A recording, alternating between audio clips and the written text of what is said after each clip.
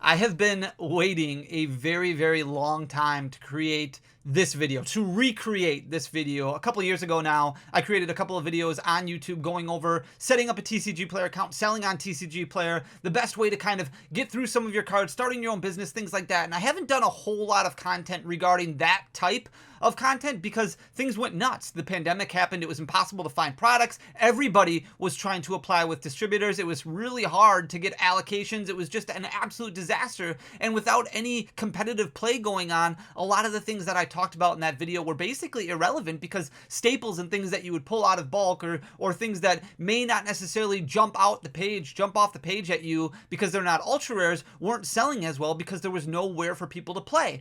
But now that things have settled down a lot, now that we've gone through this Pokemon market crash, things are really starting to turn around. Things are really starting to get back to normal. And we talk about Pokemon going back to normal and a lot of content creators talking about this giant crash that we're going through. Things are just normalizing. Things are getting back to how they were. Booster boxes are selling for $100 to $110, just like what they were pre-pandemic. A lot of collection boxes are just sitting, collecting dust on the shelves, both at LGSs and at people's houses because they're just not moving as well. Things are getting way back to how they used to be. So I am excited to go through TCG Player today, talk about some tips, some tricks, things that you can do because I believe that Pokemon is an extremely diverse community and we have so many different outlets that people can kind of escape to, and I think it's important that we all come together and we all make this community as best as possible. This community is great for everybody, whether you're an investor or a collector or a competitive player or a card store. There's no reason that we can't all get along and move forward and really share in this passion that we have together. And there's a lot that you can do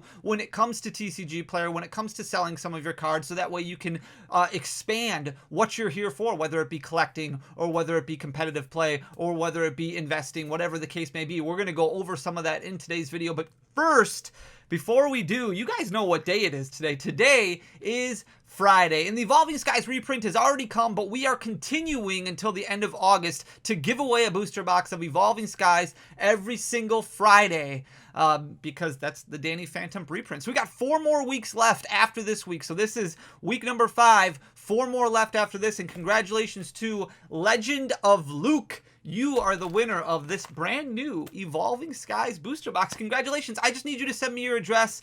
You can send it to me on Instagram. You can find me at danny.phantump. You can send it to me on Twitter at danny__o, or you can just email me. Email me your mailing credentials and I can get this out. And if you want to win one, here's what you do. All you have to, it's really simple. All you have to do is just leave a like on this video, leave a comment down below, and then make sure you are subscribed to the channel. So hit that subscribe button down below. If that button is still red with white text, you didn't click it, or you clicked it too many times. So just click it once, it should gray out. Then you'll be subscribed and you are entered to win. We're going to draw the next winner next Friday. Come back next Friday to see if you are the new winner of an Evolving Skies booster box, and we're going to continue doing. We still got a whole month left, so we're going to give away 4 more boxes now. Good luck to everybody. With that being said, I'm going to talk to you guys about selling Pokemon cards. And I know it's kind of taboo when it comes to selling Pokemon cards because there's this disgusting taste that a lot of people have in their mouth. But these are actual business operations that people have to do. Your LGS that specializes in comics and Magic the Gathering and Pokemon cards, they have to do these types of things. They have to sell cards. One of the things that you have to do to kind of expand your collection is continue to get rid of some of that excess bulk that you have or some of those cards that you may not necessarily collect anymore and move on to kind of expanding your collection, adding different ultras or adding different pieces to your master set or kind of chasing a different part of your collection. That's the great thing about Pokemon is there's so many different facets and so many different areas that you can kind of escape to, that if you get bored in one area or you get sick of, let's say, chasing master sets, you can start looking at old promo cards, or you can start looking at primes, or you can start looking at something else that Pokemon has provided to us. And I think that's what's great with 25 years of just awesome stuff that they've kind of thrown out at us. There's so much out there that you can kind of dive into to keep that passion going and keep that flame burning. And even if it means going into competitive play or going into a different outlet altogether, it's there and it's available, and there's great content available for it. But before we begin into the actual nitty-gritty of TCG Player and go over actual sales data that we've done over the past month, I want to talk to you about supplies. We're going to go over some supplies that I use so that way you can get a good understanding. If you do decide you want to go this route and kind of sell some of your excess collection or excess pieces so that way you can add more pieces to your collection, I want to kind of give you the tools that you can use. So this is blackcardx.com. This is a great website that you can go to just to get kind of some basic supplies. They have a lot of other stuff on here, but I want to point out a couple things in specific, starting with these soft sleeves right here that you see, 100-piece regular size. This is for $1.50. They also have these grading holders, the semi-rigid. You can get quite a few of them for $18. There's other sections out there, but the reason that it's important to kind of get these penny sleeves, get these team bags, get these top loaders is because you're going to want to protect your cards. Now, we're not talking about sending out a bunch of stuff that are worth hundreds of dollars. We are talking about sending stuff out that's worth a couple dollars, $2, $3, $4, somewhere around there. But every penny adds up, and all of those pieces need to be protected in transit, because a lot of times we're just going to be using basic stamps and basic envelopes to send this stuff out. So you want to make sure it's in some sort of rigid container, some sort of rigid case, so that way it arrives safe and sound. So we've got like BGS graded card mini fit sleeves right here, 100 pieces. That way you can fit multiple cards in the same sleeve, put those in there, put them in an envelope, and kind of ship them out, put the packing slip with them. It's a really great tool, a really great resource that you can use to kind of add to your supplies here. So definitely check out Black Card X. I use them for a lot of stuff, especially when it comes to my semi-rigid holders. Those top loaders, things like that, very, very, very important. And then we've got stamps. You're going to need stamps, and 60 cents for a stamp is a little expensive. Now, TCG Player does do a great thing where they kind of updated their shipping policy, where they add on 99 cents to every order that's under $5, so that way storefronts can start hitting margins and things like that. But let's face it, once you add in all the supplies and the stamps and the shipping and all those things, it's sometimes not enough. And there's times where you might sell a card for, let's say, 30 cents on TCG Player by itself, where you are going to lose money. The best thing that you can do is keep your margins down as low as possible. What I recommend doing is just going on eBay and utilizing a lot of auctions or a lot of buy it now prices for forever stamps, buying them in a roll at a time or buying a few rolls at a time to kind of bring that price down. You're looking at 60 cents if you go to the post office. There's a lot of them that are on TCG Player where you can find them for cheaper. Like right here, this is 100 stamps for $42. You want to make sure, it's very, very important that you don't fall for scams or counterfeits, because there's a lot of them on eBay. So you want to make sure you go to places that have positive ratings. Look at the seller information, so that way you can ensure yourself that you are buying legitimate stamps, because the last thing you want to do is send out a bunch of things to your customers that aren't going to get them because they're using counterfeit stamps, and then all of a sudden you have a mailbox full of returned items because you bought a bunch of counterfeit stamps. So make sure that you're buying the correct stamps, but there's a lot of them available on eBay where you can find them for considerably cheaper than going out and buying 60 cents per stamp. Next, you need envelopes, and I like to use the security envelopes right here that we see on Amazon. You can get different envelopes if you want. There's a lot of printing companies like R.R. Donnelley, like FedEx, places that you can go where you can have custom printing done. So that way your return address label is in the upper left-hand corner. That's actually not too expensive. Another route that you can do is something like this, where you have the window on it, so that way you can fold the packing slip appropriately, so that way it shows the address in here, and then maybe just print out some labels on your own, or just write a return address up here in the left-hand corner, put a stamp in it, and boom, it's good to go. This is a 500 count. I always like to buy in bulk because that brings the price down. So 500 for $24.39. As long as you have a Prime account, it's going to arrive basically the next day.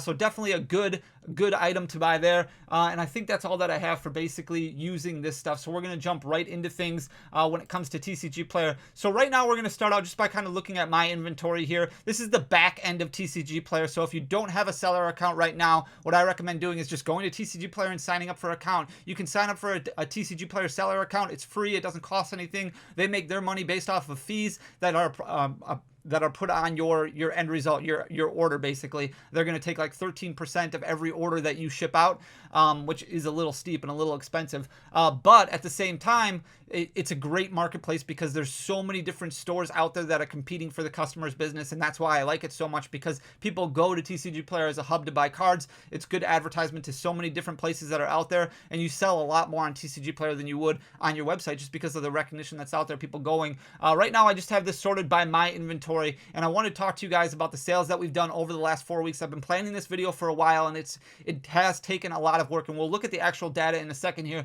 but I wanted to go over stuff that I have listed in specifics, so that way you can see it is not a ton of like super expensive stuff that we're not throwing out there. We're not throwing out a ton of high-end ultra rares or anything like that. A lot of this stuff is stuff that you're going to have in bulk. If you have watched some of my channel for a while now, you've seen me go over some of those hidden gems that you can pull out of your bulk. I've went over 3 videos in specific over the last few weeks, kind of in preparation preparation for this video to kind of show you, hey, these are cards you want to take out. These are cards you don't want to send off when you're getting your bulk purchased, or you're getting rid of your bulk for a booster box or whatever the case may be, because these do have more value that are associated with them. And you can see some of these numbers are a little bit lucrative. Like you can see, we've got 294 quick balls that are listed right now. We've got 276 evolution incense that are listed right now, 224 professor research. A lot of this stuff is stuff that people play in competitive decks. And we're in a little bit of a slow spurt right now because there's no competitive events going on, because Worlds is happening in about a month.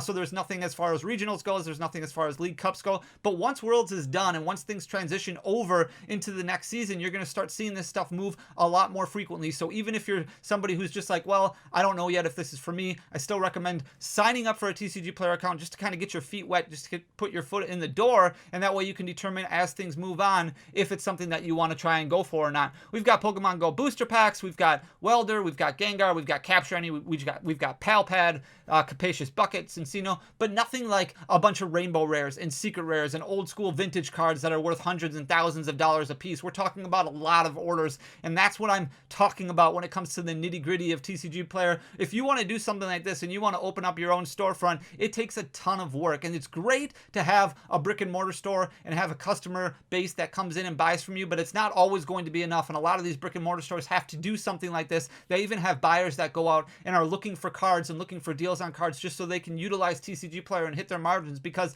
let's face it, once things have gone back to normal, margins aren't there when it comes to sealed product anymore. If you're selling booster boxes for $90 to $95, you're only making a few dollars on each booster box when you're buying them wholesale, once you factor in shipping costs and things like that. So having outlets like this and having a good competitive market that is constantly growing is super important for a lot of these storefronts to continue to succeed. We're going to look at TCG Player data here. So this is over the last 4 weeks what we've basically done. I started this at the beginning of July and I ran the numbers up until the end of July so you can get a feel for how many sales we've had. It can be a lot of work to kind of sit there and pack up 100 orders of TCG Player in a night, because you're constantly sorting through cards, you're sitting down, you're folding things, you're packing things up, and you're shipping things out. And sometimes some of the orders can be 30, 40 cards, and it only seems like it's $10, $12, something like that, where it's relatively cheap and it seems like you're working for pennies. Basically, unfortunately, you are, but when you do that a lot, it really starts to add up. So we're looking at orders now from basically the beginning of July until the end of July, with the first payment that was initiated on July 14th. This is right when we started this, so we only had 15 orders because it was only a day or so worth. We had $201 of sales. There was $30 of fees that were taken out. That means our net sales was $170.58. Things really picked up then over the next couple of days. We had 119 orders over the next 3 days. That was a lot to pack up. 135 orders after over the next couple of days after that. We had 86 orders over the course of the next couple of days after that. Then 94, then 57, then 92. So you can see there's quite a few orders that had to be packed up, had to be processed. In the end of the day, you're looking over about 3 weeks to 4 weeks of a span of time. We had to pack up over almost 600 orders. So 598 orders totaling $11,083.87 in sales. Now, unfortunately, there are fees that are associated with that. So when you take out $1,547.69 in fees, that's going to leave you $9,394.43 that you are getting as a net profit off of that. Now, that's not factoring in the money that you spent on the cards. That's not factoring in taxes or anything like that. So it does really add up over time, but at the same time, there's a lot of numbers that still have to come out. And that's why this number is so important right here, this 598, because it is a grind and there is a lot of work associated with it. And that's why when you start looking at selling your cards to storefronts or places like that that are only paying 50 to 60% of what the card actually goes for, they have to factor in all of these different numbers here. They have to factor in the fees, they have to factor in the shipping, they have to factor in the taxes, they have to factor in all this additional stuff before they can actually get to their net profit number at the end here. So how do you list on TCG Player? There's a lot of things that you can do. You can kind of go through and see what cards are selling well. I've just got ScoopUpNet here. This has been growing quite a bit over the last couple of weeks now, especially with people building more decks and doing more. As you can see, it's really trending in the upward direction. What I really like to do, rather than using the pricing tool that is actually listed here, if we look at ScoopUpNet right here, it gives you a few different suggestions when you go in to add this to actually sell it. So if we did something like we were selling them for $2.94, for example. If we said something like this, where it was $2.75, that's factoring in shipping. If you look at the last sold listing here for $3.03, plus $3.99 shipping, so that would have actually put it at $7.02. If we go at the TCG Player market price, which is $3.12, I don't like using any of those anymore. So when I actually go through the search here, I like to match the lowest listing per near mint copy, as long as my copies are near mint. But I also like to look at the quantities. So for example, here, this Mile High Pokemon has them listed at $3.44, but they've only got 2 available. So if I was only selling 1 or 2 ScoopUpNets, I would match this listing right here. However, if we're posting a lot more, let's say we have 25, 30, 45 ScoopUpNets, I would come a lot closer to this number right here, this $3.69, because a lot of players, a lot of people are buying play sets of these, meaning they're buying 4 at a time or 5 at a time. So they're looking for a seller that's going to have multiples of them available. If there was only, let's say, 2 sellers here that has them at $3.44 and they each have 2 quantities, more than likely the purchaser is going to be buying them from this Gilbert Games here that has 20 available, because they would rather buy all 4 of them from the same seller rather than having them split up between 2 different sellers. When it comes to listing actual items, so this is just TCGPlayer.com right here.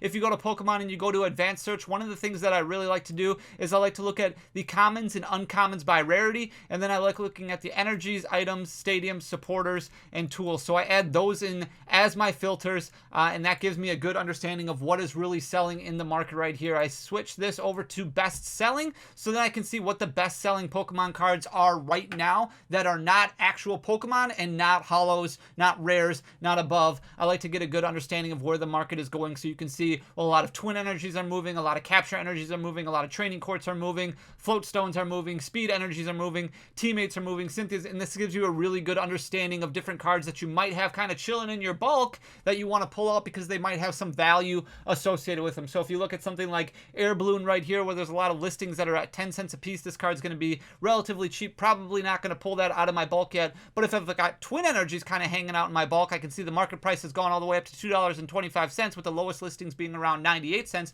Well, that's something that I want to start removing from my bulk then, and maybe I start listing those on TCG Player, because it's a lot better than where the bulk market is right now, especially considering the fact that the bulk market has crashed even further than where it was before, and cards are selling for basically a penny or less than that for Pokemon card bulk, unfortunately. So I wanted to go through this so you could get a good understanding of how the market actually is responding right now. A lot of content that's out there right now is kind of telling you that things have crashed and things are terrible, and that's really not the case. A lot of areas in Pokemon have crashed, and let's face it, over the past year and a half, things got super hyped up. It went to a point that I don't think anybody ever anticipated. Even the hardcore collectors, the people who have been around for ages, really probably never thought that cards were going to get as expensive as what they did, and now things are really going back to normal. This isn't just happening in Modern, this is happening across the entire board. Sealed product is going down.